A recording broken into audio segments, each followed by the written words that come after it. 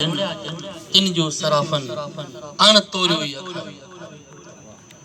Stage ते विठल मुंहिंजा प्यारा दोस्त अदीब शायर ऐं पिंडाल में विठल मुंहिंजा दोस्त शायर मेहमान बेटे धणी जे सिटन सां आऊं अॼोके हिन तकरीब में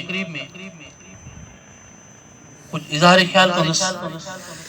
सब खां पहिरीं त मुबारकबाद जा मुस्तहिक़ीन असांजा दोस्त सागर फोरम ऐं सागर लिटरेरी क्लब जिन हिन असांजे इंतहाई ग़रीब ऐं मिस्कीन दोस्त शाइर खे उनजी हौसला अफ़ज़ाई लाइ किताब जी महावरत कराई।